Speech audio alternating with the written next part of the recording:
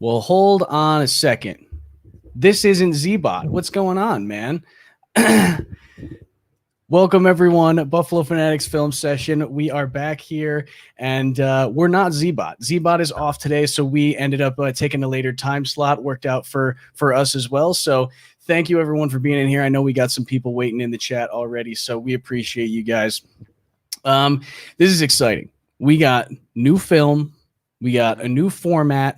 I mean, football is back. We're all the way back now, and honestly, I was just really excited to be able to get into fresh film, which I feel like we've just been waiting for months at this point, and we've finally gotten there. What was what were your thoughts, kind of, or just give us the emotions, walk us through it as you were getting into this film a little bit, and talk to us a little bit about what you thought about the game in general. Well, firstly, this moment would have been tenfold sweeter if we had all 22, but of course we don't. We're all patiently waiting, but hopefully we get there by the regular season. No, but it was awesome to get new Bills tape out there. It's so nice to see this depth instead of reading about the depth on the team and stuff like that. I think the main point I want to hit home after just watching this game and watching it twice now, it's crazy the Bills actually won this game without passing the football or without Josh Allen. Yeah. It's something to be said about that. I'm happy that they're properly installing the run game and they're using the preseason for what it's meant to be used for. Just making your team better, not practicing things you're already good at, just trying to completely trounce your opponent. You're supposed to work on the things you need to improve on during preseason and see how they're going to work against teams' defenses that aren't your own. So I thought it was really encouraging to see that there is a light at the end of the tunnel when it comes to the Buffalo Bills running game. Yeah, I was very excited to see that they were we're just going to run the ball. We're going to see how this works out. We got at least one new part up there on that offensive line. They had two to start since both tackles were sitting out there. So I was also happy to see that that's the way they were going about it. And that's kind of the approach that they took, was it's we know what we've got out of our top guys, so we're just going to see what everybody else has. And it was very good to see a lot of names that we haven't heard a lot about. I mean, there's, we only can hear so much from training camp and, the kind of tweets that people are putting out about who's impressive that day. There's some guys that you just don't hear about. So it was nice to be able to see, everything that's happening, every play. So but all 22 would have been nice, but it was cool just to be able to go through and watch something. And I forgot how much I miss preseason, man. I mean, I know everyone loves, especially in Buffalo, everyone loves those bubble players and guys that probably sometimes won't even make the practice squad, and everyone falls in love with one. And it's just awesome to be able to watch that and see some of these guys really compete for a spot on the roster, for a spot on someone's roster, because the Bills roster is pretty deep this season. Once again, thank you guys, everyone who's in here right now. We've got some of the usuals I see. I know we got Dawn. I see John Herring up in here. Chris Janke, the real Chris Janke. Thank you for joining us. King Thriller, how's it going, everybody? Thank you to everyone that's in here and that's excited to see some film, as excited as we are to show it to you. So I haven't introduced myself yet. For those who don't know me, I'm Clay Troya. Over there is Kendall Mursky. And you got the point right as well. Yeah, it took me a really long time to be able to do it. I got the hand over my name and the point I'm never going to get it first try. I'm telling you, it's going to take me months.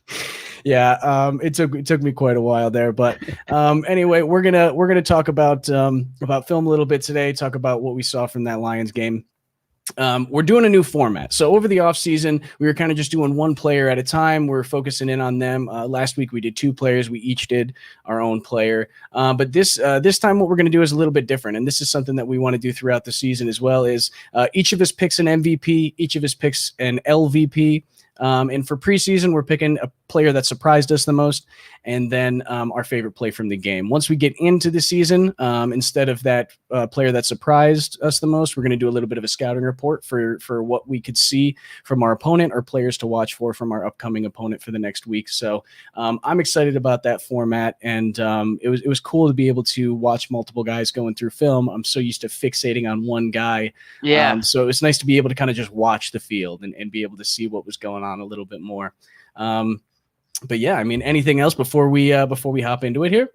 No, I mean, I need to echo what you said. It is very different based off what we have been doing the past couple of months, like really honing in on one player. It's really nice to holistically just kind of look at how the team is operating and then kind of seeing, okay, this dude flashed. We'll focus on him for a couple plays here and there, but let's also talk about everything else that's happening on the field because the team played great. Like there obviously were areas for improvement, and there's going to be some LVPs on this video, but there's also some really solid team play throughout some of these clips, not all of them, but some of these clips show, everyone doing their 111th, and that's the kind of thing hopefully we're going to see consistently this year. And it looks like they're starting off on the right note, so hopefully they can keep it going against the Bears this coming week. But yeah, without further ado, we might as well just jump straight into the tape and jump into our MVPs. Let's go for it. For everyone else in the chat, tell us who your MVP from the game was. Go ahead and put that in the chat, and we'll read those after we get through our MVPs here. So that way we can all compare a little bit. But Kendall, this is your MVP, so why don't you go first here? Yeah, so I picked Devin Singletary. I kind of teased it at the beginning, talking about how the run game got going the way it did. And I thought it was really promising. On this first play, this is like the kryptonite to what we were doing last year. We could not get the ball outside on these outside zone runs. You could call that a stretch play if you want. But the difference here is Devin Singletary is quicker, sharper, faster off of his cuts, and he can cut it back inside off of this outside zone scheme, bring it back across the formation, and still beat the guy out on the edge who's closing that gap. What is that, 95? He beats him through that gap. And really the thing I need to hone in on is the ability for Singletary in this game, and I'll show it on the next clips too. In this game, he wasn't decelerating when getting contacted. In the past, it seemed like his legs were still churning. He was still fighting for yards, but he was severely decelerating at those moments. And here he was keeping his momentum with him and fighting through those arm tackles really at his same speed. You can see he's kind of like twitched into his top gear. He's showing us a glimpse of maybe that next gear that he's unleashed this offseason. So really, obviously, this play was negated by Bobby Hart's hold there on the right edge, but it's still impressive to see Singletary get through those two guys, because either way, even if there wasn't a hold, I don't think that dude's making a play on Singletary. I think that's too wide of a gap, and the way he mixes his contact balance with now acceleration through the gap and at least a little bit more of top end speed, I think we could be seeing a big year from Devin Singletary, very similar to his rookie season, maybe just more opportunities. Yeah, was this the first play of the game? Was this our first? This was the first play of the game, I believe. No, they're on the 50-yard line, so it can't be. Oh, right. It can't be the first play of the game, but it was like the first big run of the game, I think. Yeah. Yeah. So yeah, same for me. I was very impressed with they gave him the ball right off the bat, and then because Bot and I interviewed Singletary. We talked about his workout regimen, and this is exactly what he was working on, and so it's cool to be able to see that being translated onto the field with that quickness. And I think what sticks out a lot is the way he's able to carry his momentum through the run like that, and just when he makes his cuts. When he used to make his cuts, he would stop all his momentum, and then he wouldn't be able to get around. So like you said, yeah, him being able to keep that energy throughout the run and be able to break through those tackles like that, I was very happy to see that. And yeah, it's funny because I was thinking the same thing about Singletary in that rookie year. I'm hoping we see a little bit of rookie year, Devin Singletary kind of running around a little bit, because he was really impressive in that season. So I'd love to see some more of that. What I failed to mention on this play is also the vision on the cutback. I think we all saw that his rookie year. We saw the vision, and it kind of took a back seat last year because he didn't have any time in the backfield to make a proper read. But this year and in this play, you see just that excellent vision, just like right behind that line of scrimmage. He sees the line flowing to the left and a clear crease on the right of that line.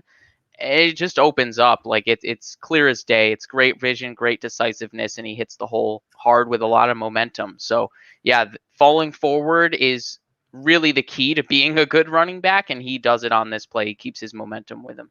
Absolutely. So on play 2 for Singletary, I don't know about you, but I was shocked how well the draw plays were working. We ran a lot of draw plays and they were working, quarterback draws and running back draws. I don't think the Lions picked up on the fact that we just weren't going to pass the football. But either way, this is another feather in the cap of the deceleration versus acceleration and keeping momentum kind of thing that I was talking about in the first play. Like he's fighting through arm tackles, he's decisively shooting through the gap. He's kind of like jumping over those arm tackles, but he's still keeping his legs moving. But he's not like, I swear, last year in those moments, he's getting caught from behind right after this first like trip up right there. He's getting caught by that next tackler. He just looks so much sharper in and out of his cuts this year.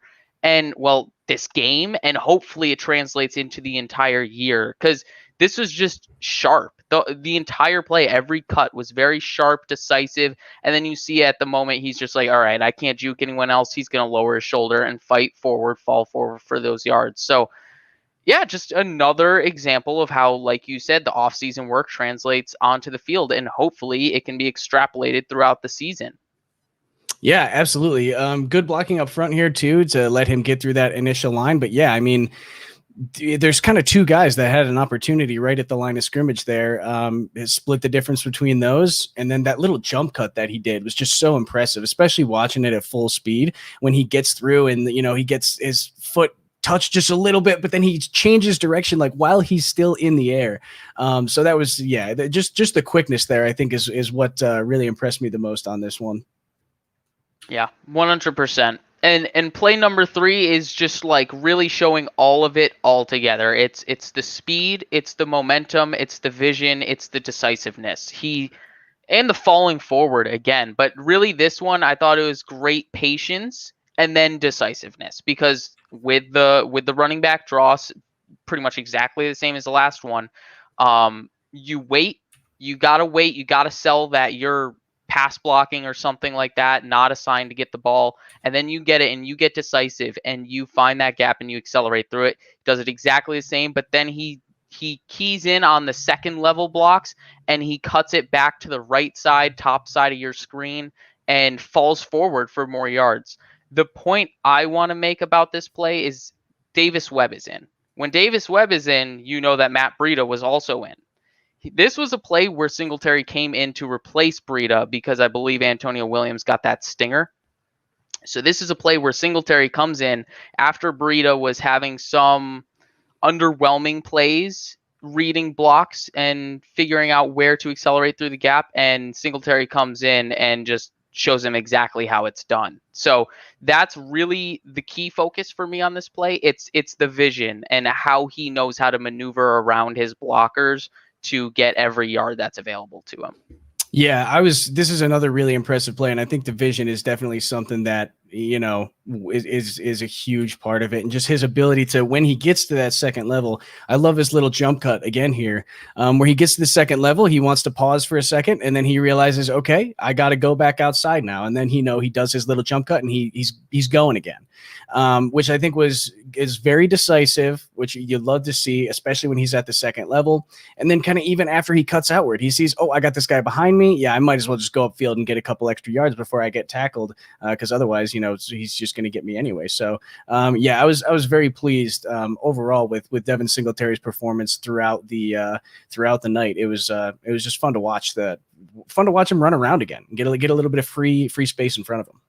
Yeah, seriously. Now I can't wait to see what the 3-headed monster in this backfield is going to look like. I really want to see what Moss brings to the table against the Bears, because if they're both running like this, or even if Moss is a little bit worse, like, we got a great running attack. It's going to be a lot of different flavors in the backfield, and it's going to keep defenses on their toes. So I'm excited about it. Yeah, I am as well. And, you know, keeps competition hot as well. So another good thing to see. So moving on, my MVP was Harrison Phillips here. And He popped a lot. On film. We're only going to take a look at 3 plays, but it was really hard for me to narrow it down to just 3. Yeah. Because he had so many plays that was like, wow, he's really really showing up here. So this first play, I mean, other people have broken this one down and talked about this one, but I couldn't leave it out because it's just such an impressed play.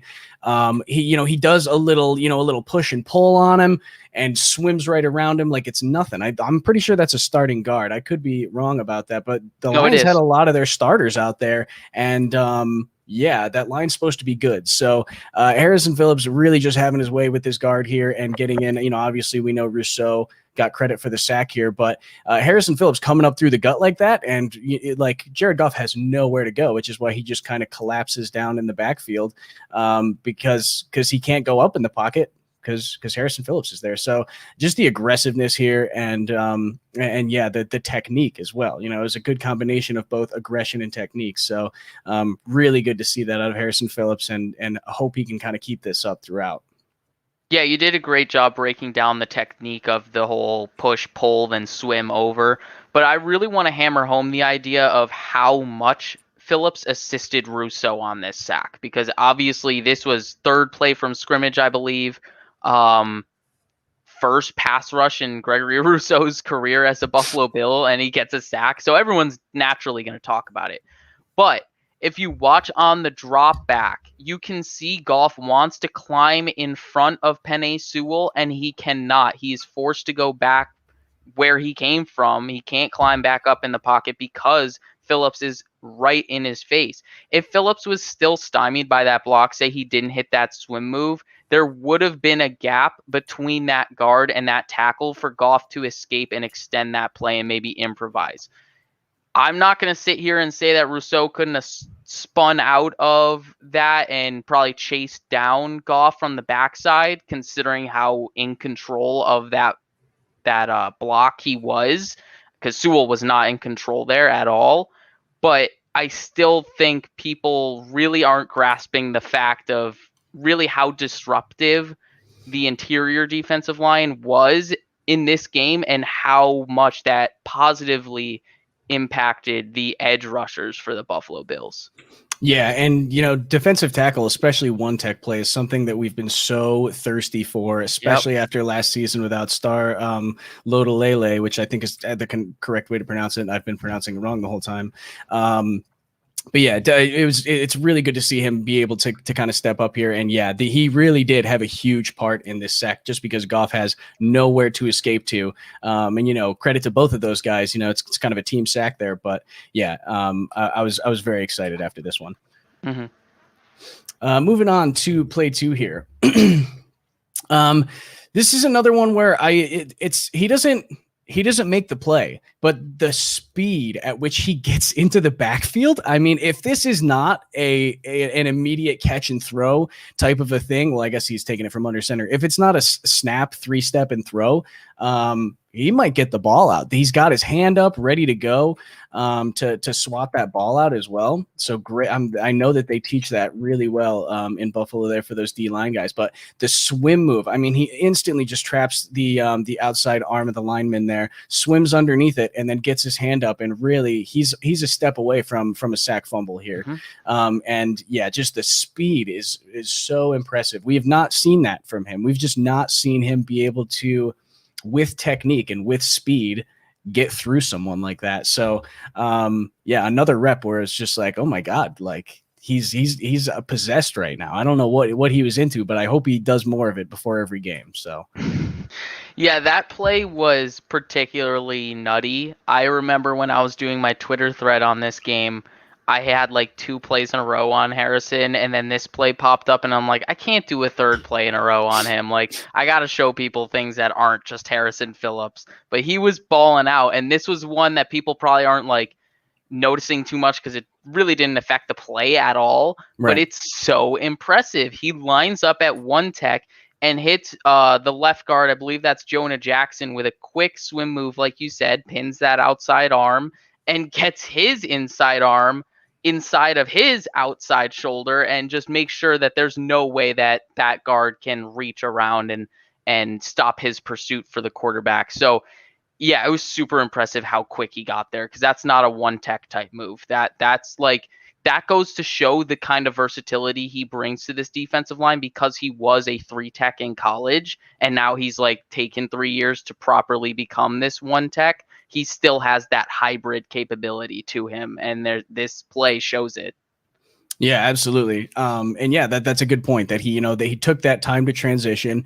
He also had a big injury. So I'm thinking now, hopefully he's at a point where he can really hit his stride and keep this going.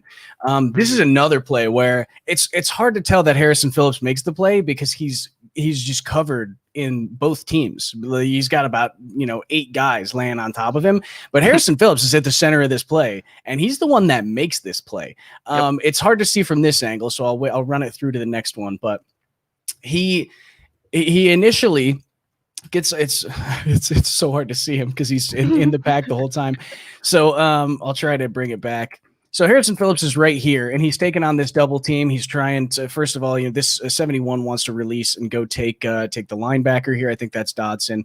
And so basically he gets down, drops down to a knee, and that's a technique to stop him from going backward. And once he's on that knee, he doesn't stop. He gets up into bear crawl position and dives down at the running back's feet. I don't even know how he saw the running back. His face mask is pointing toward the ground, and he's like, "Yeah, I got him." And he grabs his foot. He's got his foot in his hand. He's got his foot right there. Like, this play was so impressive from him. The motor. There was another play that I really wanted to put in where it's a pass rush rep where it's a similar thing where he ends up getting dropped down to one knee. He just goes into bear crawl and bear crawls all the whole way almost to the quarterback for the sack. He was right at his feet by the time he threw the ball. So I'm liking that motor where it's, I'm on my knee, sure, but I'm going to go make this play. I'm going to get this running back's foot, and he's not going anywhere.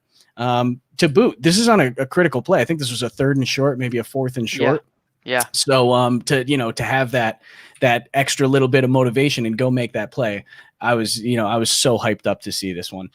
Yeah, conversely from the last play where we're talking about his quickness from a 1-tech position, this is like what you expect from your 1-tech player. Not necessarily getting down on one knee and making a play, but you expect him to get dirty in the middle of the defense and stuff the run, and that's exactly what he does here. For someone that has had some knee injuries, I'd prefer him not to be on his knees at the point of attack. But if he makes the play, he makes the play, and it's the cherry on top that he's not injured afterwards. So please stay off of your knees. That would be preferred, but still, like you said, this is a very impressive play. It goes to show his athleticism and his football intelligence to just kind of feel the play coming to him and how he has to kind of swim inside of that guard by any means necessary, and that's what he does, and he makes a play from it. Yeah, and I mean, another thing is he's at the bottom of a pile. You could get rolled up on easily. So maybe we don't want to see him on his knees or at the bottom of a pile. But definitely good to see him actually make the play, and hopefully he just doesn't catch anything here.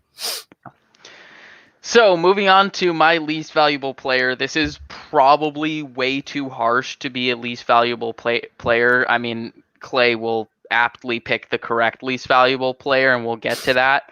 But I was very disappointed with Rachad Wildgoose in this game. I could be wrong, but I think this was his first rep of the game, and it's not a good tone setter for his game. Kind of makes me feel like, when the Bills threw that early tipped interception against the Titans last year, it's just a bad tone setter for the game, and we just kind of, came out underwhelming for the rest of the game. Kind of similar to how Rachad Wildgoose started this game and then finished the game. It's just like, I'm okay with bailing into off coverage and letting the underneath stuff in front of you. I think that's a cover 3 shell, so he's got to get back. So all that stuff is fine, but then you got to make the tackle, and he just doesn't. There's no sugarcoating it. There's no silver lining here aside from the coverage stuff that I was just talking about. This is just a bad tone setter for the rest of the game. Yeah, absolutely. And it's pretty simple. It's like, he's doing what he's supposed to in his coverage. He drops back, Sure, yeah, the quarterback makes the nice read, makes the correct read, throws to the guy that's open. But yeah, he puts his head down, and that's a mistake that you really try to avoid, is losing that guy. He's trying to get low, but he just does not get low enough, and doesn't really drive through with his legs. He just kind of puts his shoulder down and hopes that he can make the tackle. Do you know who that wide receiver is by any chance? I don't know, not off the top. I don't think that's St. Brown. St. Brown was operating mostly out of the slot. Gotcha. Okay. Yeah. Don't worry, Chris. I won't bring up any more St. Brown. Is he not a fan?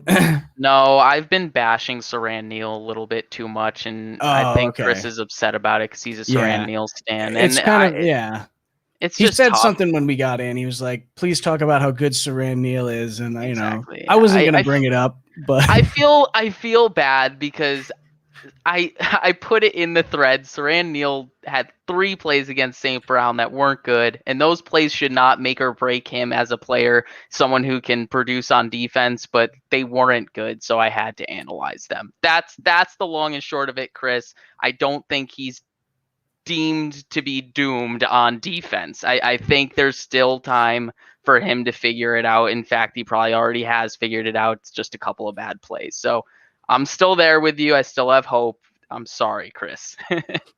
Yeah. It's the same thing. And with all these guys too. I mean, a lot of these guys are young. Saran Neal hasn't really had that much like NFL action. So no. It's the first preseason game. These guys, this whatever happens to these guys in this game is not the end all be all of how they're going to play in their season or in their career. So, but this is just us analyzing this one game and how they performed in this one game. So hopefully they can improve from here. But yeah.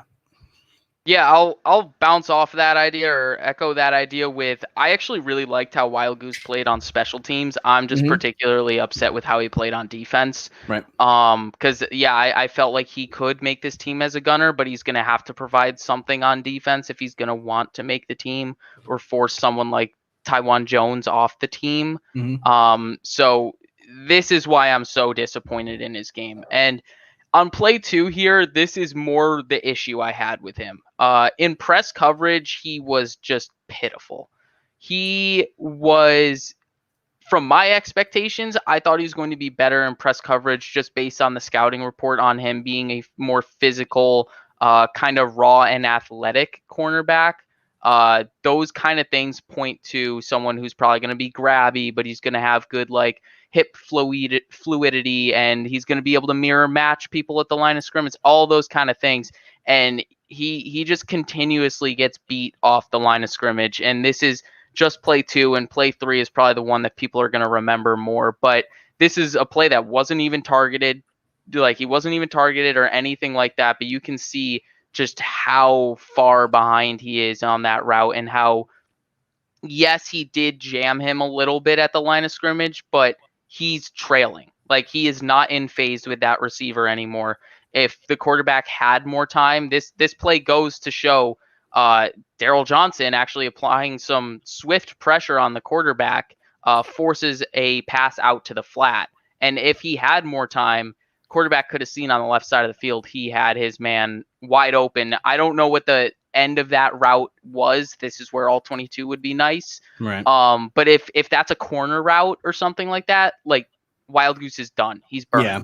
And there's a safety blitz as well. So one less guy out there if he is able to. I will say though, great rep for Daryl Johnson, Bam Johnson. Sorry, he wants to be called Bam now. Great rep from him, pass rushing on the outside. I also really like Josh Thomas on this play. He's the guy rushing off the edge. We might see him later. Wink, wink. But yeah, he's rushing off the edge here, and I thought this was a good rush. I think he's the reason kind of that he had to dump the ball off, because you've got that guy coming on the outside, sure, but if Josh Thomas isn't right there, first of all, who breaks down on the play action, makes sure that the running back doesn't have the ball first, so he's the contained man here. Very good discipline there, and he's not just flying in like a madman. Discipline there, and then as soon as he sees the running back is gone, he instantly goes for the quarterback. And then, the quarterback has nowhere to go. Kind of like the Harrison Phillips thing. He can't climb the pocket because there's a guy there. So, that definitely helps the situation as well. But yes, I do think Wildgoose, kind of to go back to the point of the play, Wildgoose definitely he's not doing anything. The wide receiver had pretty good hands, but I don't think it was anything that an NFL cornerback shouldn't have been able to handle and keep up with. So yeah, kind of disappointing there. Yeah, 100%.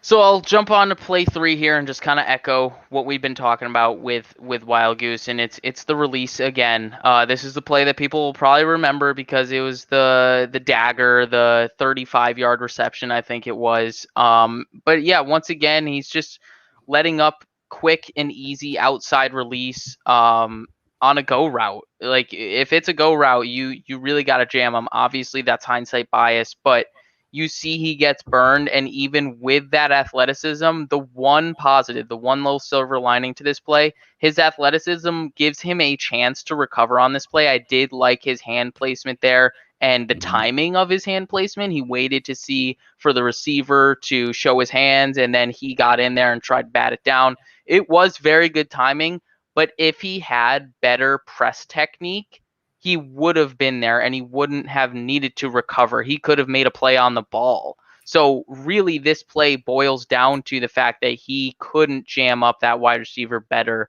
on the line of scrimmage. There's just like no resistance at the line of scrimmage. He gets a free release outside and he's just right past Wildgoose.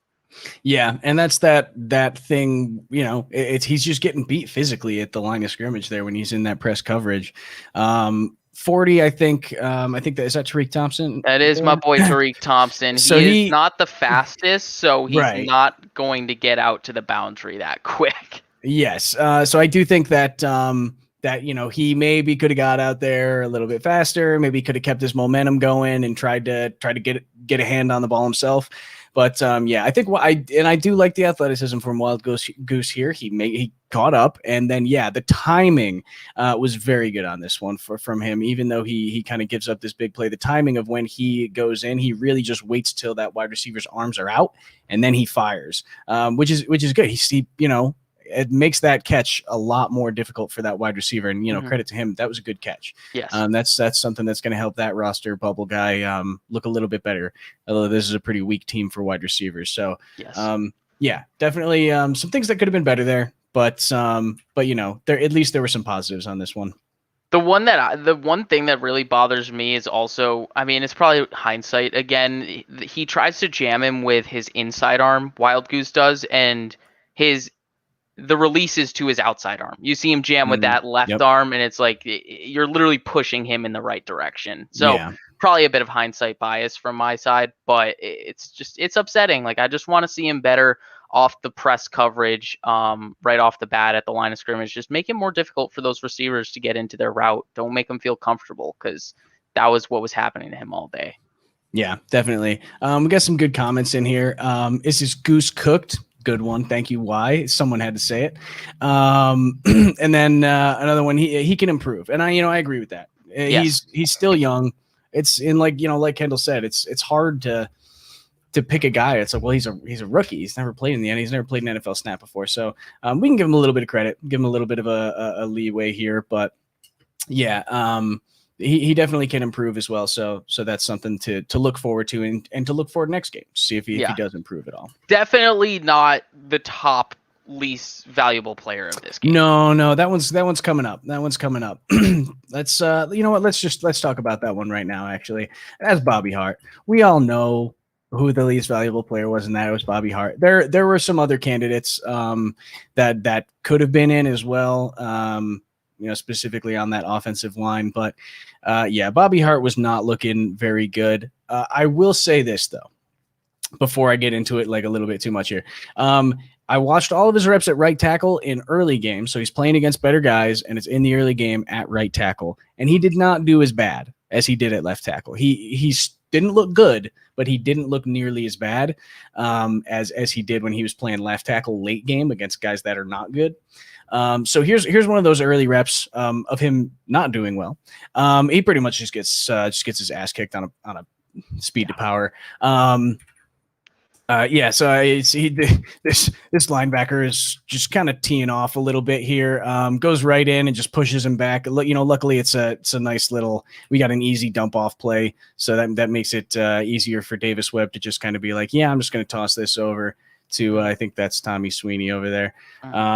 Yeah, so it's not the worst play. This was probably his worst play, or one of his worst plays at right tackle, at least in pass protection. So for that to be the worst play at right tackle, it made me a little more okay with it, because I know everyone was like, God, Bobby Hart is terrible, but those are mostly reactions to him playing left tackle. I think at right tackle he could be a backup in the NFL. I don't know if it's the best idea, but I think if we have to do it, we probably could put him at right tackle in an emergency situation. So I understand now why he wasn't cut.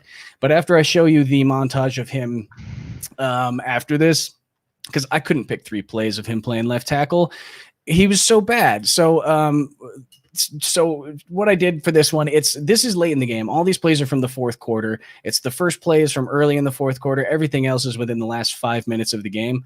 I don't care if he's gassed. He's an NFL player. He needs to be able to play, and he didn't play the whole game. So I don't care what his energy level was. But let's go through and watch Bobby Hart just get beat a lot. There it is, around the outside. No resistance there at all. Bad hand placement, bad feet there. Gets around the outside. This one, he pretty much just gets pushed out of the way. Fromm got hit afterward. This one's my favorite, though, because the defensive end almost gets a strip sack. And even Jake Fromm at this point is like, what is going on? That's like 6 plays in a row. Who is my left tackle, man? That guy sucks. So that was probably my favorite moment from watching this Bobby Hart film, was Jake Fromm's reaction to Bobby Hart playing left tackle, which was pretty much everyone else's reaction too. Like, God damn, like, who is this guy? I cannot remember 99's name, but Bobby Hart made him look like frickin' TJ Watt. So yeah, not a great performance. I really don't want to see Bobby Hart at left tackle anymore. We can go back. Let's try to see if I can get back to the beginning of that montage here, and we can watch that through all in one thing. Yeah, there he is, getting beat, a little speed to power there. This one, there's no resistance there. I mean, what is he doing? And it's the same thing. These are almost back-to-back plays, guys. Like, this is like, there's maybe 1 or 2 plays between each of these, but they're pretty much like back to back to back. This is all happening in quick succession, and he's just not learning that he needs to do something different. And this guy, Jake Fromm wasn't happy about it, and that's okay, because he shouldn't be happy about it. He shouldn't. There's no reason for him to be happy about it. I think the evidence from how he played should be shown by the first play, his 1 rep at right tackle, where you're saying it's serviceable. He's still getting walked back into the quarterback's lap. Yeah, like he's not just letting the man through. Like, he's engaged with the block. Like, that's great. Like, cool, you've engaged with the pass rusher, but he's still walking you back into the quarterback's lap, and you have no resistance to it at all. Like, yeah, like you said, the speed to power move, it's just like right in his face. But then, on the left side, it's like the dude gives up the edge like no problem. Like, he's not even defending the edge almost. It seems like he's just like, you know what? I dare you to go outside. And then they do, and they all beat him. And then this one play specifically, he kind of gets his hands there, but he has absolutely no balance. And he just gets pushed last out of the one, way. you mean? Yeah, right there. Yeah. I'll play that one again. Yeah, this one, it's like, oh wait, no, it's the next one. Sorry. But yeah, that one where he kind of like, okay, I get it now. I got to go further outside, and then he just doesn't, like, he's mobile enough to get outside, but by doing that, he sacrifices his balance. Like, he can't do both at once. It's either get out there quickly and have no balance, or get out there slowly and have balance. Either way, you're getting beat. Like, the pass rusher is going to counter that in one way or another. So, yeah, I hope Jake Fromm gets a chance to get a proper assessment. You can tell he's visually upset. So, yeah, I actually liked what I saw from Jake Fromm. I really actually did. Too, I thought he had a lot of poise. Mm-hmm. I thought he had more poise than Davis Webb. Davis Webb kind of reminded me of like Phillip Rivers with some happy feet. He just always felt unsettled in the pocket. And I'll be fair, I think Jake Fromm's poise and composure kind of got him sacked a few times. Yeah. But that's the learning curve that all rookies have to learn. But But yeah, I kind of like Jake Fromm, so I'd like to see him get a proper assessment with some good bookend tackles. I agree. Yeah, I was pretty impressed with him as well. And yeah, I mean, for a guy whose left tackle is Bobby Hart, I think he played really good football and didn't show any fear when he definitely should have. Yeah. Before we move on to our biggest surprise player, we got Joshua Richardson with a super chat. Thank you, Joshua. Can we please get Zach Ertz ASAP? Are we still on Zach Ertz? Is this still I think happening? there's still people. There are still people that want Zach Ertz, and I can't blame them considering Dawson Knox hasn't really done anything to shut people up. So I can't Yeah. blame them for still being there. And then the Tommy Sweeney in a walking boot thing definitely throws a feather in the cap of the Mhm. Zach Ertz people. So Yep. I don't know. At this point I kind of feel like Brandon Beane isn't trying to trade for a 1-year rental.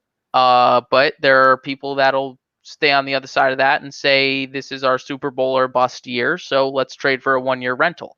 Yeah. Um, And I mean, the thing is too, Zach Ertz is a good player, and I think he's versatile. He can run routes okay. He can catch the ball well, and he can block. So Ertz is good, but at this point now, they're not going to trade him.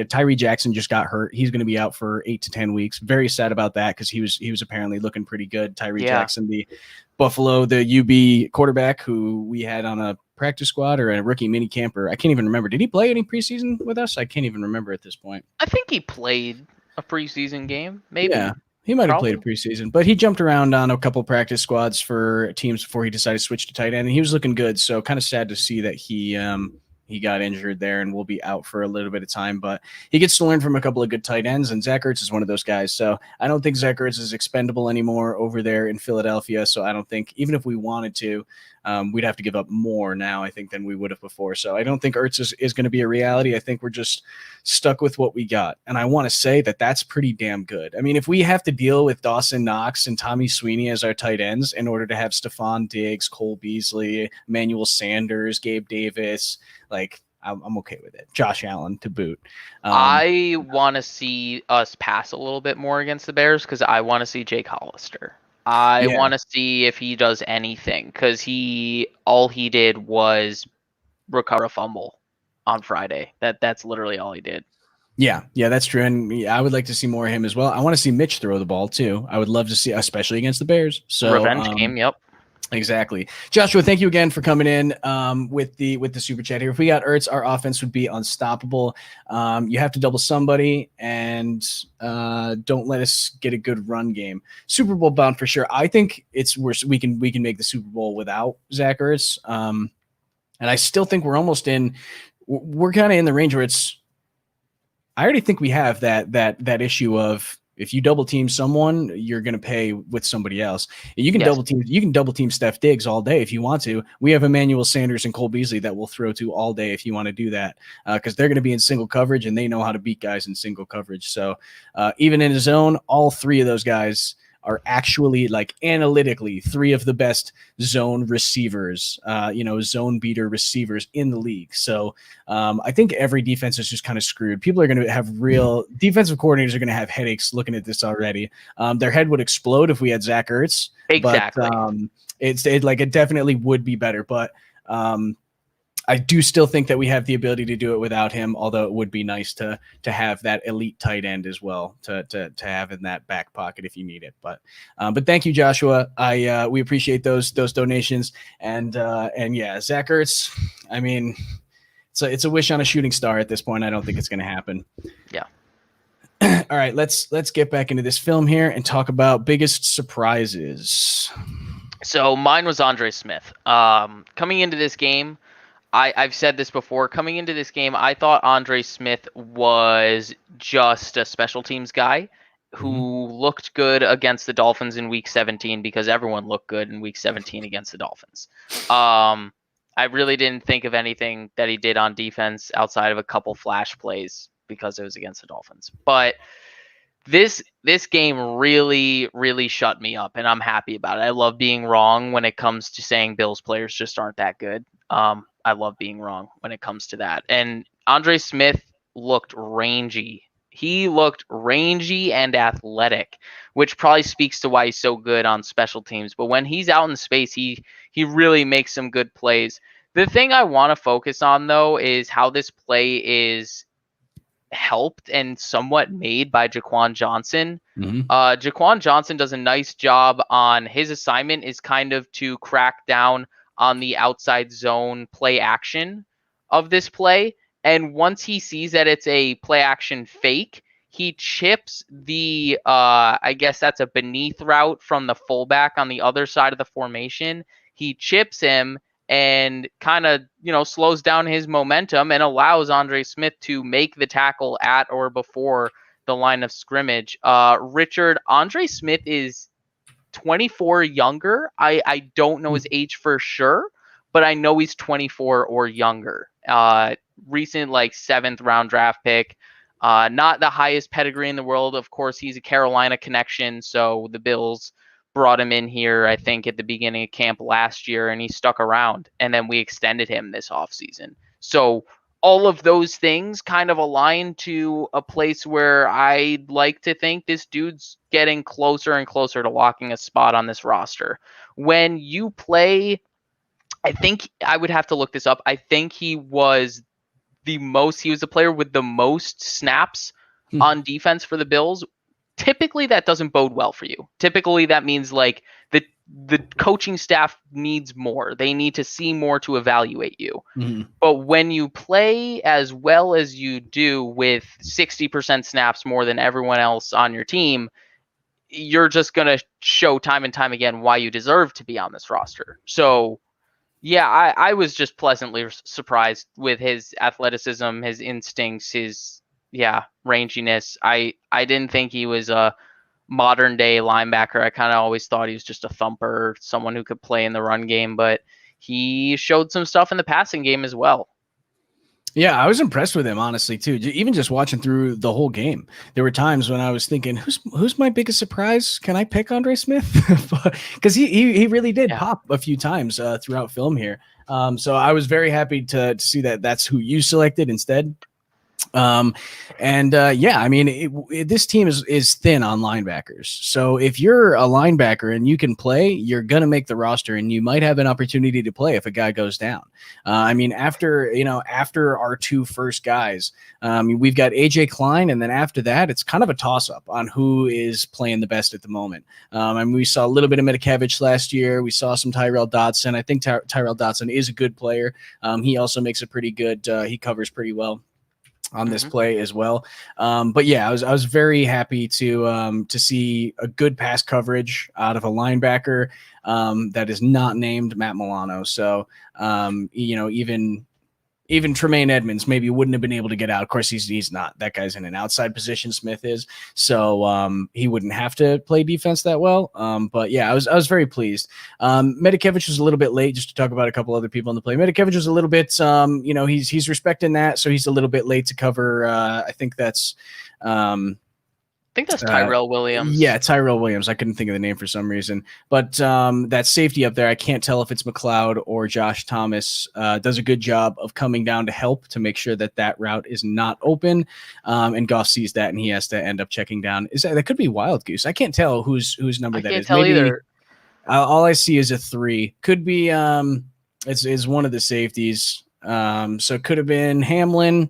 Could have been Josh Thomas. I don't think it would have been McCloud, so probably Hamlin or Thomas. But they made a good play there as well to come down and make sure that over the top route was covered up. So yeah, good all around here. This is just a good play in my opinion for the entire defense. Yeah, the entire defense. And you know how you said that Medikevich kind of gets sucked up into that play action fake on this next play 2. That's the exact point I want to hammer home with play 2. This is the interception by Andre Smith. Yes. But key in on his first couple of read steps on this play. He really doesn't get more than a yard closer to the line of scrimmage. He chills maybe maybe a yard forward. He's like really just chopping his feet. He's not really biting on that run fake. And because of that, he's hiding underneath that crossing route. And the quarterback just doesn't even feel him. The design of play action fake is to draw those linebackers out of that passing lane. And you can kind of just like touch pass it just over their heads and get it under the safeties. And Andre Smith just doesn't bite enough on the play action fake, and he just stays in perfect position. Yeah, this is an athletic play, man. He first of all to have the discipline to not bite too hard on that play action fake, but still be ready for it. I think that was done well. And then the elevation, going up and making a nice high point catch like that.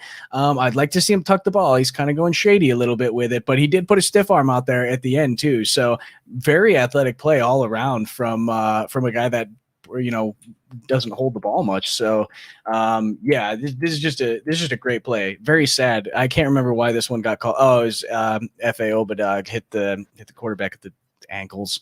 Yeah.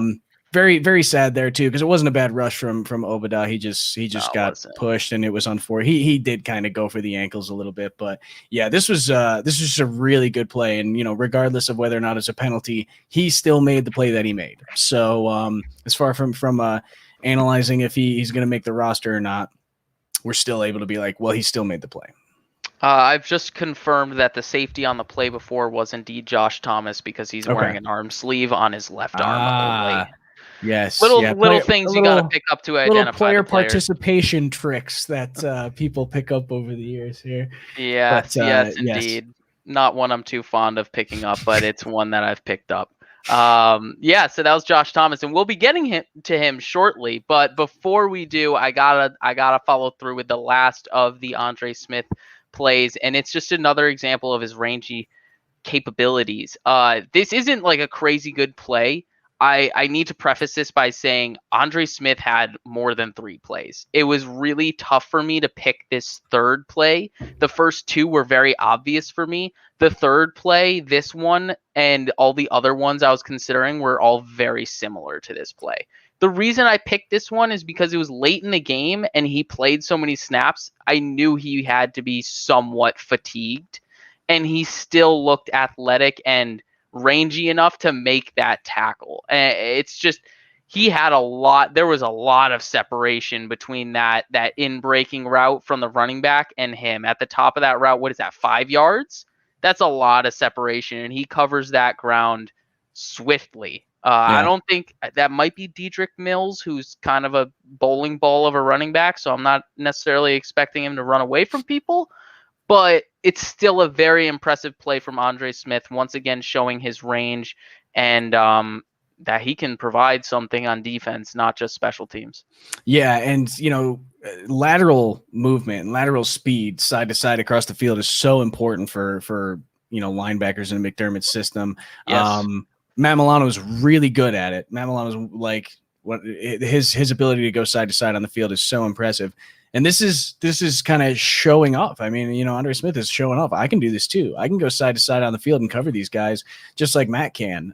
So I don't know. I feel like it's going to be kind of a slugfest. Yes. To see who that number 4, I guess, linebacker is going to be behind AJ Klein, who I'm assuming is going to stay in that number 3 spot. It'll be interesting to see who they throw in if the situation arises. Hopefully it doesn't. But yeah, he definitely made a good case for himself, and this athleticism and that type of coverage is something that's so important for this system. So his ability to show that he was able to do that, very impressive. Yep. All right, let's move on then. We've talked about him a couple times already. My biggest surprise was Josh Thomas, and I think for me, I think the reason he was the biggest surprise is because we had not really heard anything about Josh Thomas before this game. There were a lot of people that a lot of reporters and the beat guys were all talking about, and I don't think I ever heard Josh Thomas's name until this game. And he was another one where 3 plays was really tough because he had so many good plays. Like I said, there were even 2 plays that I mentioned earlier that I couldn't put in because I just had to pick his best plays. But he showed his athleticism. He showed he could come up and tackle and play that kind of Jordan Poyer role of, Micah Hyde does it too, but more than more so than Micah Hyde. Jordan Poyer will get up in the box a lot and play almost like another linebacker position. And I think Josh Thomas showed that he can do that. And he can back that position up. So this one, he is coming up into the box on kind of a blitz here. And the most impressive thing about this play to me was his ability to work through traffic once he got up there. And everything is moving really fast. And him as well. He's getting up there really quick. And then he works his way through like about 3 guys here. There's 3 guys right here, and he's the first man.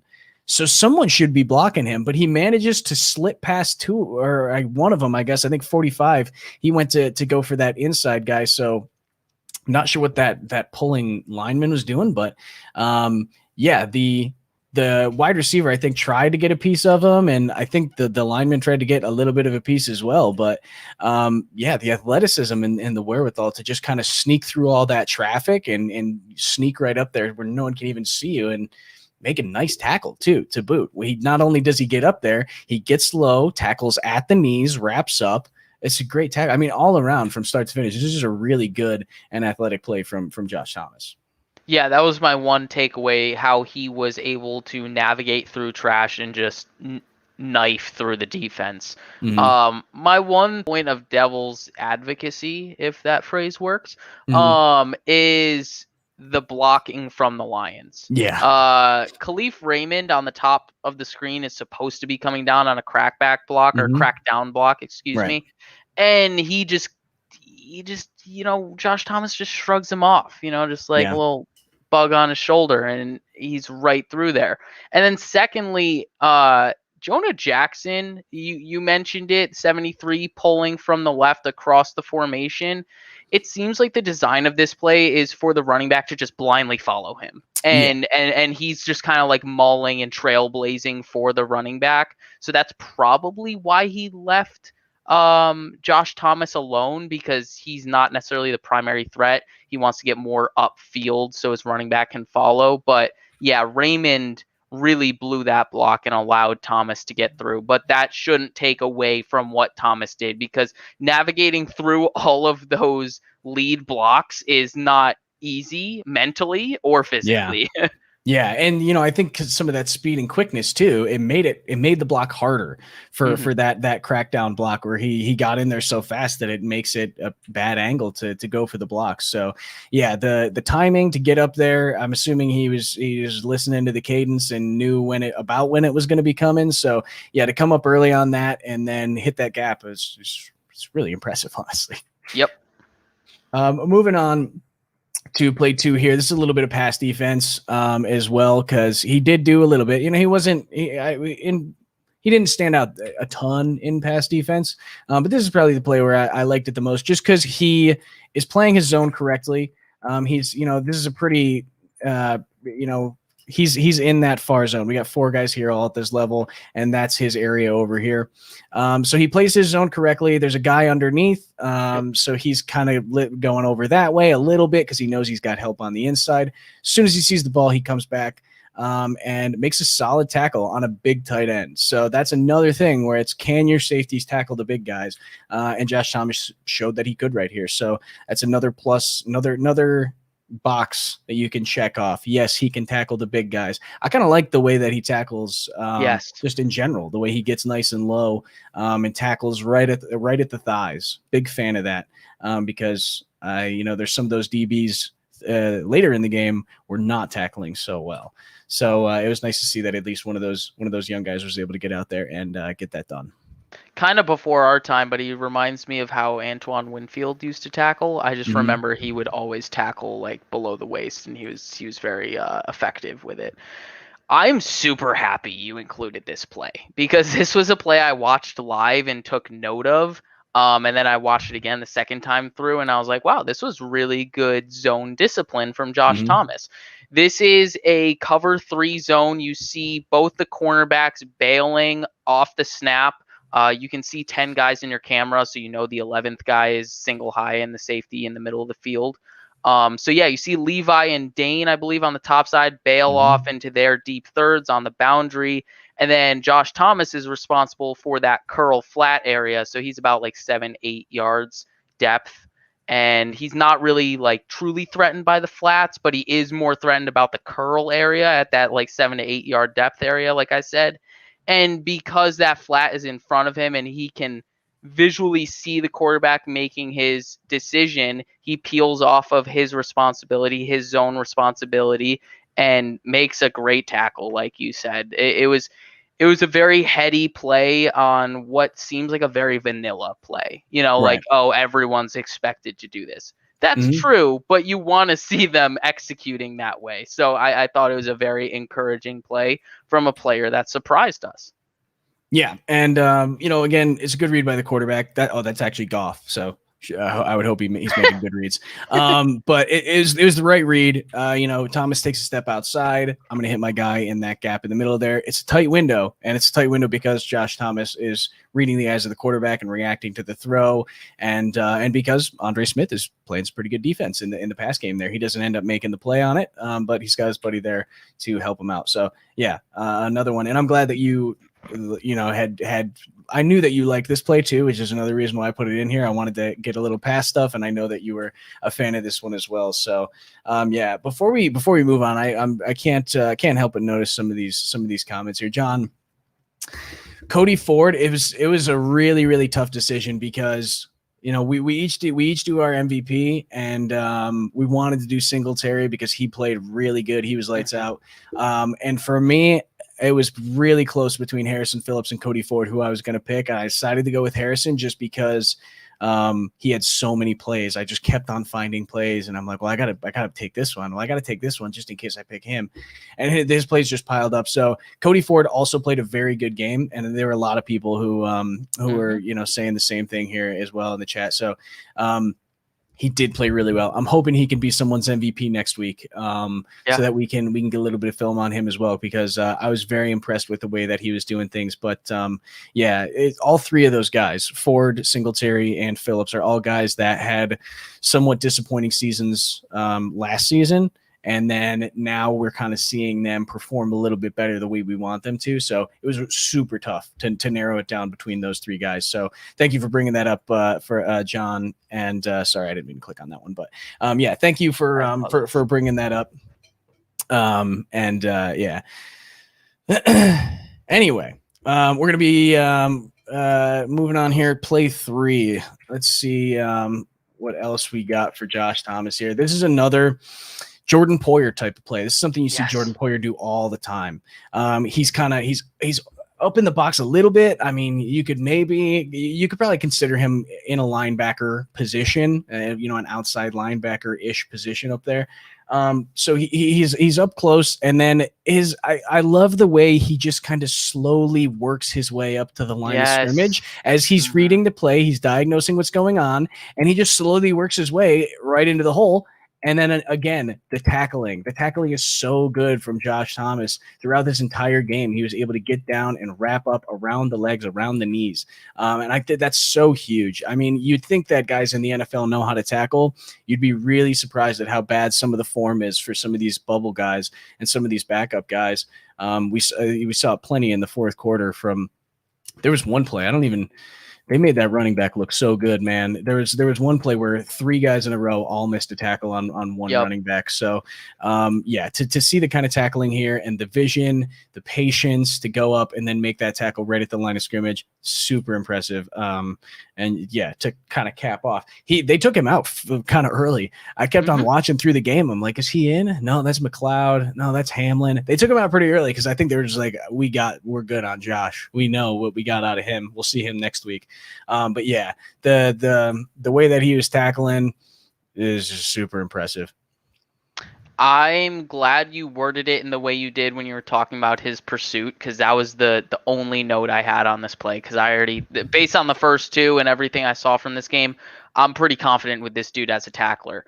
Yeah. Him and his angles of pursuit and the patience he has on this pursuit is just incredible, because he's like reed stepping the entire way into the gap. He never really like shows his hand, because if he goes full sprint, the running back knows he's coming and he can bounce it outside, and then we're screwed. There's no contain. He's patient enough to keep that gap discipline and make the running back go through the gap because there's depth there. Like, you can see Thomas is still a yard behind the line of scrimmage, and maybe I can get through this gap and then put a move on him. But because he's patiently kind of climbing towards the line of scrimmage, he has enough momentum to close that gap that the running back thinks he has and make the tackle. It's a great showing of football intelligence, because if he pursued any faster, it could have been a negative play for the Bills defense. Yeah, it was impressive. Yeah, that's a good way of putting it. Too, with kind of the way that he pursued and preventing that ability for the running back to just kind of juke him out of his shoes and continue on. So yeah, that was really impressive. Let's move on to our favorite plays from the game. Kendall. I have to pick it.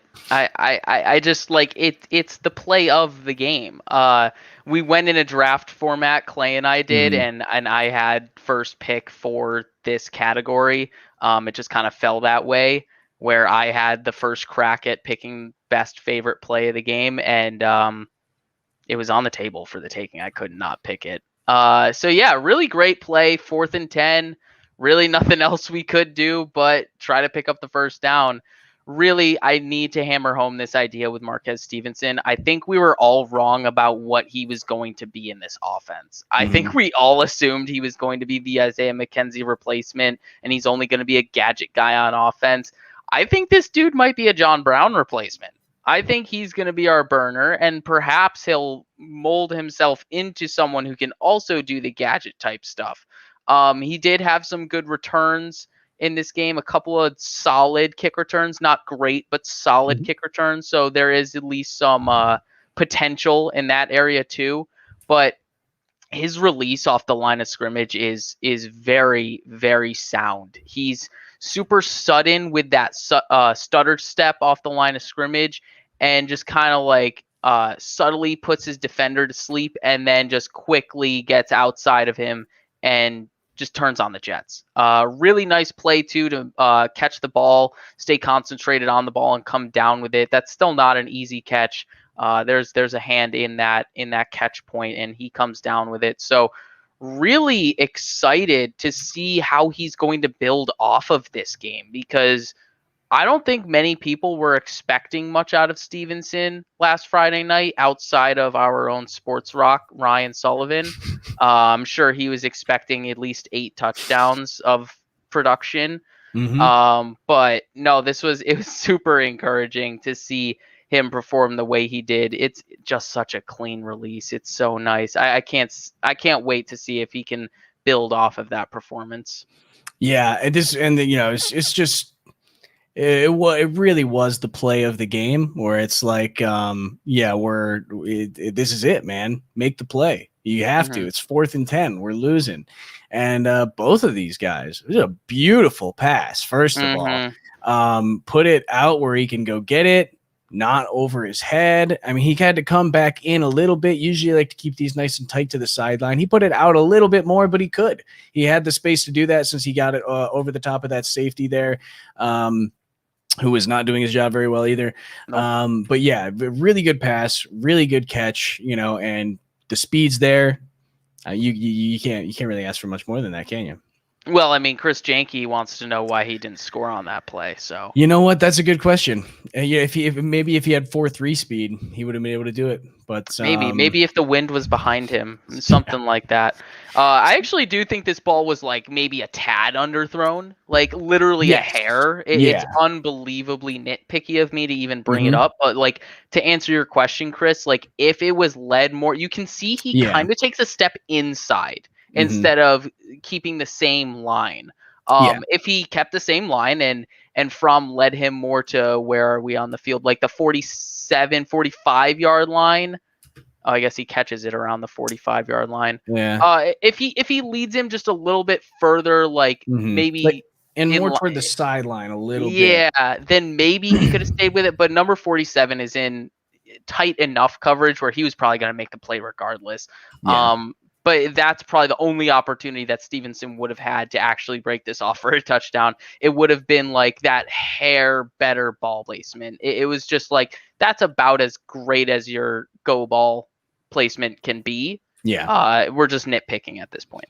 Yeah, and he had a couple go ball opportunities before that. He missed Duke Williams high. I think actually there was another one over the middle where it was actually good coverage, not a great route by Tanner Gentry. But yes, this ball very well placed, and then the quickness too to get to the outside release without getting touched like that, very impressive. Yeah, just a good play, man.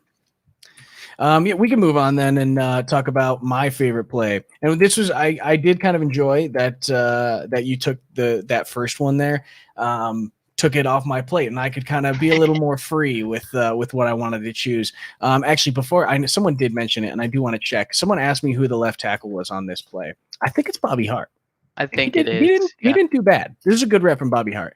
I showed you the 7 bad reps, but also it's not an edge rush. It's a switch. Well, yeah, so, to be fair, he doesn't have to guard his outside shoulder on this He's not guarding the edge rusher, number 99, who's torching him. It's a switch where the D tackle comes out. And he's pretty good at reading those. I will say that. He's pretty good at reading that switch. Yeah, he feels that coming inside. 99 still is in the pocket. But yes, Bobby Hart did not do that bad on that one play. So good for him for that. Anyway, back to my favorite play of the night. This one, I just really like this play because it's just cool. It's just really awesome to see. The two guys we're focusing on, Greg Rousseau at the bottom, AJ Epinesa at the top. And I think I'm probably just going to show you guys what they did. I mean, come on. Is that not a cool play? See your two young edge rushers both get around the edge at the same time, and Boyle fighting for his life to just try to get the ball out of his hands before he is demolished by these two massive dudes. It's just an exciting thing to see, especially with the way that everyone kind of has been hyping these two guys up so much, and how much potential they have as pass rushers on the outside.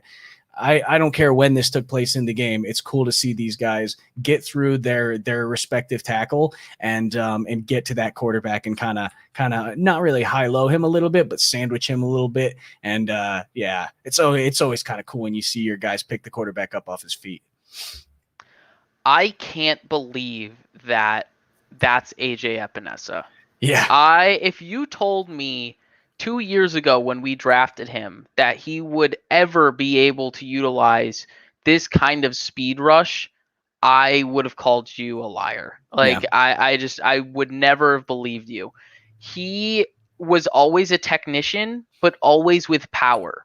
Like, he always had great hand usage and stuff like that. And you can see it on this play. He just swipes those hands out, just like, totally Mr. Miyagi's his ass and gets right around the edge and makes the play. But I never would have thought he would get to a quarterback in under 3 seconds in this fashion. Yeah. And to see that paired with his former self in almost like a steroided up version, former himself in Greg Rousseau, it's really interesting pairing them with one another.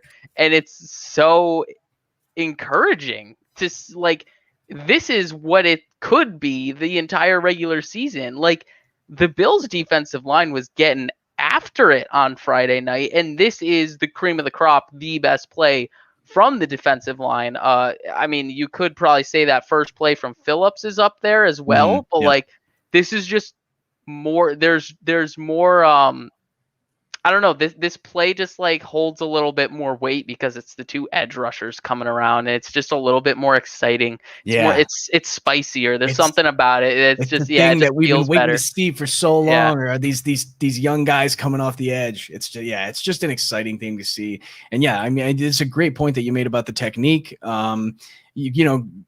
Greg had a good rush. I mean, Rousseau's had a decent rush on this, but Epinesa, he got there so fast, man. So fast. There is no time to even make any read. It's drop back, hit that last step. I have to throw to my check down right now. So yeah, someone in the comments said 93 got there. That's Obadiah. Yeah, he was there as well. I mean, really, the only guy that didn't get there was Harrison Phillips on this play, and that's because he got double teamed. Yep, so point of attack. Yeah. So I mean, it's just you just love to see it, honestly. This play just makes me smile. So yeah. It makes sense why it's your favorite play. If this is what we get from the defensive line this season, we're going to be eaten. We're going to get a lot more points on offense because our defense is going to be killing it. So yeah, very encouraging play. Happy you got to pick it for favorite play. Yeah, thank you for allowing that for me. I appreciate it. But oh wait, what am I doing? I forgot about our honorable mention. Oh yes, of course, our honorable mention, my boy Nick McCloud. I was talking up Nick McCloud a little bit this offseason merely because he was an athletic cornerback that we brought in, undrafted free agent, and he might have usurped Rachad Wildgoose's status in the cornerback rankings. Thinking that Rachad Wildgoose is a draft pick, you would think that he's higher on the rankings than McCloud is as an undrafted free agent, but they pretty much did the same exact things in this game. One was against second team players, one was against third team players, so you got to bake that in. But on that first punt return, you saw his athleticism, you saw him get pushed out of bounds, and then come all the way back across the field and make the play. He didn't get the tackle, but he did force the tackle or the punt returner back towards the inside of the field. You see him get pushed out of bounds here, and then he comes all the way back, still beats his man, and forces that play back inside. Joe Giles Harris gets the tackle. He actually had a nice game. He did, yeah. He was another one that was a bit of a surprise. He was. He could have been the biggest surprise as well. But on this play, look at that mirror match ability. He's not like up in his face in press coverage like Rachad Wildgoose was and failed to do. And this is kind of like the other side of it. Like if you're not going to be physical, you need to be able to mirror match that wide receiver and cut him off from the top of his route. And he's doing that. He has great position. He's constantly in phase. And my favorite part about that play is him turning his head around and locating the football like right here. He locates it and then he's like, I don't even have to move. I'm in perfect position. And he just puts a hand up and he can't get flagged at that point. He turned his head. He just put his hand up. He didn't even touch the receiver. He's just in perfect position. So that play was amazing to me. Really loved his ability to mirror match, show his athleticism, and then locate the football. This I have a thought about this play. I got laughed at on the writers' room. First off, great off coverage, great ability to break on the ball and disrupt the catch point. Ultimately, almost got that interception. Everyone said great acting job. I legitimately think he thought it hit his leg and bounced back up into the air without touching the ground. Yeah, and once he caught it again, he was just like, I got to run it. I think it's perfectly plausible that he thought the ball never, because he doesn't see it. Right. It's like it goes through, and then the next time he sees the ball, it's like on his legs. So it's completely plausible to think that, because here he is. It's like, oh, there's the ball. Oh, it's just on my feet. I can just catch it and get up and run. So I think it's perfectly understandable. Thank you, sir. But anyways, the point of this is he broke up the pass, and like that's what we should be rewarding him for. He undercuts that route. He identifies it early in off coverage, which is what the Bills like to do, and he's athletic enough to do it and break on the football. And then on the last play I included 4. On the last play, it was very intelligent. You can see that motion. And you can see him pass along the responsibility to Elijah Griffin and essentially all the way across the formation to Damar Hamlin, who picks up that man in motion. And you can see Elijah Griffin's a little bit slow picking up that beneath route, and that actually could have been the touchdown on this play. But McCloud still makes up the ground of separation and shows his ball skills to break up the catch point. The final point I have on Nick McCloud is this should have been a touchdown. Like if the quarterback just gets rid of the ball and doesn't have a hitch in his throw, this is a touchdown. He shouldn't have waited as long as he did. Like you can see the wide receiver like, pass me the ball, would you? Bit of a push off at the top of the route too, though. For sure. But could have gotten the flag, but really the point I'm trying to make is I want to see McCloud against 2s. I want to see McCloud against not necessarily 1s, but I want to see him at least against 2s, because him against 3s, he seems like he's above it. He seems like he is ready to take on the twos and face his next assessment, his next evaluation, and I'm eager to see how he does. Yeah, and he missed a few tackles. He was someone that I looked at as well, but I didn't want to pick him for anything other than he could have been a biggest surprise. But he missed a few tackles, and that kind of did it for me. With the guys that I picked didn't really have plays that were overwhelmingly negative. So, but yeah, he definitely did play a good game, and he made his presence known. So that was a good honorable mention for us to have. I want to address a comment. I think it was where are you? Yes, Chris. I did say Obada because that's how his name is pronounced, and I found this out from Bruce Nolan. Yo, he tweeted out about it when they signed F.A. Obada. They wrote out the pronunciation from his name, and it was O-H capital dash ba dash da, and they were both lowercase. So the emphasis is on the O and not the ba, like everyone else has been saying. His name is not Obada. His name is Obada. Wait, hold on. You're spreading misinformation. I don't know if you've heard Bruce Nolan recently. He Did he take it back? He came out and said that Bill's PR said that they messed up. And no way. I don't know what those. There's a word for that's so funny. What you use to pronounce words. But whatever they use, the Obada. Yeah. They technically did it wrong, and it's actually Obada. So Bruce Nolan said that he's also trying to kind of nip that in the bud. His little habit that he's built saying Obada. Now he needs to go back to Obada. So I'm glad I does never roll off the tongue a little bit more, I have to say. But thank you for clearing that up. And sorry, Bruce. I guess I kind of threw you under the bus on it right there. But sorry, Bruce. Well, I mean, he kept you informed, and he did. You just weren't informed enough onto what the recent Bruce stuff was. So much. I just trust Bruce so much with my life. Him, and so. Whatever Bruce says, I'm usually like, that's probably right. And I just didn't see this correction. So my apologies for that. I guess his name is Obada after all. But Lodalele, I don't know. I think Sean McDermott pronounced it that way one time. So one of the coaches, I think, pronounced it Lodalele and not Lotulele. So I have no idea how to pronounce that man's name. I'm gonna do it wrong every single time. I'm gonna change every single time, and that way 50-50, I'm right 50% of the time. I'm okay with that. Yeah, and then I could be okay with that as well. Until I meet the man in person, then I'm gonna be like, how do you pronounce your name? Please tell me so I don't disrespect you, big sir. Yeah. Anyway, I'm glad you guys. Thank you, everyone, for sticking around. We had a decent amount of people in here throughout. For those of you that stuck around the whole time, we greatly appreciate that. And in the chat right now, as we're coming to a close here, let us know who you thought your MVPs, LVPs, biggest surprises, and favorite play. I guess if you can describe it to us well enough. But yeah, tell us who you thought performed well. I know we had some Cody Fords. We talked about McCloud a little bit. Who was a guy for you that kind of popped out? A guy that was a little disappointing. There's some others that even we saw and thought about putting in. Why don't you talk about some of those guys that you were maybe considering doing for a couple other things, but decided not to? There's one specifically that's coming to mind for me that you told me about. I'm blanking on it, so if I don't get there, definitely say it. But I definitely could have included Tommy Doyle as a least valuable player.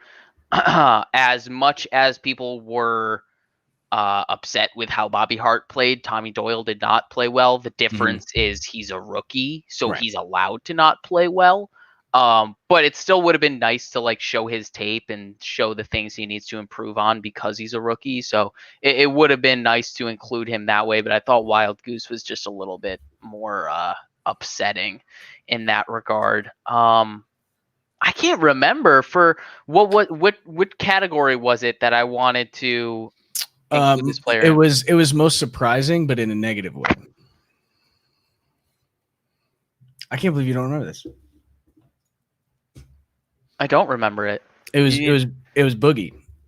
Oh, right. Yeah, he was interesting. I do want to hear your thoughts on Boogie. I've kind of 180'd 4 different times on this take. I first time watching it, I was like, dude looks sluggish. Dude isn't hitting his pass rush moves like we saw in our film session. He's just not he's not just dominating these offensive linemen like he was. Yeah, but then second time through, I was like, he looks good against the run. He looks good when he's playing on the interior, but he's really not hitting those moves when he's on the edge. So that's kind of where I'm standing with him right now. Like, maybe we want to bulk him up a little bit and make him a power rusher off the edge and an interior player, kind of like F.A. Obata is. Yeah, I don't know. I'm like I'm in a weird spot with Boogie, but I still have faith because we should have faith in our scouting until we die on that hill. Yeah. But I still have faith in Boogie. I am curious to hear what you thought of his game on Friday night, though. Yeah, I also is a little hot and cold. He had his good plays and he had his bad plays, and I think that's maybe why it's such a polarizing kind of analysis for him. Just because it's like, well, yeah, he did pretty good on this play. It's like he did everything he should have done on this play, but then there'll be another player who's like, he just doesn't feel like he's doing enough. Yeah. So I think that's probably what it was. And, you know, it's his first NFL action. Just because we saw guys like Rousseau and I don't even know some of the other rookies. There were other rookies that had good games. You know, obviously a lot of the defensive backs are rookies at the end of the game there. So there were some guys that impressed as rookies, and I think Rousseau doing well and Epinesa doing well didn't help Basham's case, and you know, and Obata as well doing well, and he's kind of that transitional guy. He can play a little 3-tech or play the outside, which I think makes him a pretty big asset and definitely a roster bubble guy that could definitely get in. But yeah, I think I think we were just underwhelmed because of that. I think we're just expecting a lot from a guy. I was like, well, this guy was supposed to be NFL ready, and Rousseau was the one that was supposed to be lagging behind a little bit. So what's going on here? That would be my guess. But yeah, we've got some good comments in here. Someone said I like Webb. I think Webb. I think he played pretty well. It did seem like he was a little bit jittery. Like the game was moving fast still. Where it's, you know, they say the game has to slow down to a certain extent. It feels like it was moving fast to him. So I think that was a little bit of something. Yeah. Andre Smith, I mean, he was just playing really good. Most of the linebackers, I agree. I think a lot of those backup linebackers played really well, which is great to see because coming into the season, that was one of our thinnest positions, I think, and one of our biggest concerns is if one of these guys goes down, I think we're screwed. But we saw some performance out of those guys where maybe we might be okay if some of these guys need to see the field. Dane Jackson was a little bit of a disappointment. You know, we all expected a lot from Dane Jackson, and, you know, we kind of had to give up on those dreams about halfway through that game, but it's his first game as well. I think he still has the opportunity. It's kind of his first. I mean, it's not his first action going against the ones, but first game of the season as kind of the guy who can compete for that job. So, for whatever reason, he missed a tackle. His coverage was okay, but yeah, a little bit underwhelming. Breda. Kind of underwhelming. He had a couple of good plays, but I think I'm upset with how people are evaluating Breida. Mm-hmm. I think people were really. I've said this already. I'm sorry if I'm a broken record. I feel like people had too high of expectations for Breida, feeling like he was going to be the silver bullet that fixed this running game just because he's fast, and he's not going to do that. Just because he's fast doesn't mean he's going to fix the running game. Just because CJ Spiller was fast didn't fix the running game. He just liked to bounce it outside. So I was happy with his discipline trying to run it between the tackles, but at the same time, I wanted him to use his speed to his advantage, and he didn't bounce it outside enough. So it's a weird little give and take. He was not impressive. By any means, he was not impressive. But I think people need to manage their expectations so they can properly assess what Breida is. Yeah, and Breida runs differently than guys like Singletary and guys like Moss. Those guys are more get through. They can get through the second level and then make another cut. Breida's not really that kind of guy. He's more of a one cut guy where he wants to make his cut, get through the hole, and get up to full speed. Yeah. So it's a different kind of style of running back, and it's kind of a all or nothing type of a guy where it's like he could get you a touchdown from anywhere on the field because of his speed, but he also is going to have a lot of plays where he's getting you 2 yards, 1 yard, -1, -2. That's just the kind of way that's just the kind of running back that he is because of his style and the way that he runs the ball. So, I mean, this is how I felt about Breida. Oh, sorry, I just no worries. He was fine. Yeah, like that's it. That's all he was fine. We'll see what happens next week. Yeah, a couple more is just going through real quick. Daryl Johnson, yeah, Bam looked good. Like the way he looked. I think I don't know if he's a roster lock. Some debate about that on Twitter, but there is some. Yeah, I don't know, but I think he's with special teams and then his ability to speed rush. Tyler Bass is a beast, dude. I think he's face of the franchise. Turn himself in. I think he's going to turn himself into one of the best kickers in the league, and I'm being serious when I say that. Some other Giles Harris looked good. I think that looks like we pretty much got it. Yeah, I don't think he got targeted, did he? No, he did. He had a crossing route in traffic for that first down. Yes, that was that Mitch? I think that was Mitch. Completion. That was a good pass. It was a tight window in traffic. Good catch. So yes, he did 100%. And but he made the hard catch. We want to see him make the easy catch. We want to see him make a catch where he has time to think about it a little bit, because I think that's the issue. He sees that ball and he's like, ooh, I really got to catch this one. And then he drops it. Spencer Brown, also underwhelming. I was expecting that. We kind of went through film with him, and we knew that he's still raw. So he'll take a little bit of time. But still like him, though.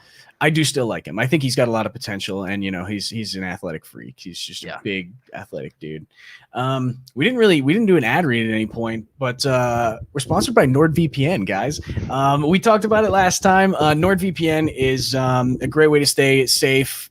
You can make sure that your location's safe, your internet's safe, everything like that. You can speed up your internet at times. If you're in a bad region, connected to a bad region, you can get local channels if you want to get local Buffalo channels. If you're streaming, if you're streaming live TV, you can get local Buffalo commercials and Buffalo TV. So many things you can do. I've talked about Australian Netflix. I'm going to keep harping on it until people actually buy this thing and watch Australian Netflix, because it's so good. But NordVPN, go to the bfvpn.com and you can get 70% off for the 2-year. It's a really good deal. This is like a $12, $11 value per month. You're getting it for less than $4. So it really is a good deal, and you can really benefit from that VPN. NordVPN, thebfvpn.com. Any closing thoughts, Kendall? I just wanted to pat my guy Chris on the back here. I like this comp. You asked if it's a fair comparison. I like it because it's a very similar running style. Breida's faster than Gillislee, but Gillislee was very one-cut, decisive, just bowl himself downhill and fall forward as much as he can. Breida reminds me a lot like that. I don't know if he has the same vision as Gillislee had. I felt like Gillislee was very decisive and trust his vision very well because he had good vision. I think that's a relatively good comp. Just one cut back, get downhill and get as many yards as you can get. Keep fighting for him and fall forward. That's kind of where I stand with Breida. I just, I said, I want to see that three-headed backfield. I want to see what it's going to look like. Yeah. I'm pretty intrigued. Well, thank you everyone for sticking around. We still got 71 people in here. So appreciate everyone that stuck around for the hour-and-a-half show here with us. Follow Kendall and I both on Twitter. I'm over here at Clay Troya. He's over there at Mursky Kendall. Follow us both on Twitter. Kendall put up a thread last week, right after the game, really, I think it was on Saturday, just of a bunch of plays that he thought were pretty cool, pointed those out, and did quick little cut-ups for that. So go over and follow us both. I wasn't able to do it this weekend, but I should be able to do it after the next game. Get some of those clips out on Twitter as well. So follow us over there. Anything that we can't fit into here, we're going to try to put on Twitter, just so that we cover really everything that we want to cover and everything that you guys might want to see. So and while you're there, let us know what you thought about the format, about the show. Do you like the MVP, LVP? For now, we're going to do biggest surprise. Later, we're going to do scouting report. Let us know what you think. And thank you once again for everyone sticking around. Clay Troya, Kendall Mursky, Buffalo Fanatics Film Session Live. We will see you next week. Do we know what time we're going to be on next week? We don't. We will be jumbling. I got a crazy end of the month, so we're going to try and get this out here for you guys. Don't know when it's going to be, but stay tuned because we will let you know. We will let you know. So keep an eye out on Twitter as well at thebuffalofanatics.com. Or I think it's just Buffalo Fanatics. B-Flow? I don't remember what B-Flow. what It's B-Flow. Twitter is at B-Flow. B-Flow Fanatics. So go follow them, and you'll be updated on the time for next week's Wednesday show. Bot should be back next week, I think, as well. So it'll be a little bit more regular, maybe. But thank you again for everyone that stuck around. And until next time, go Bills. Go Bills.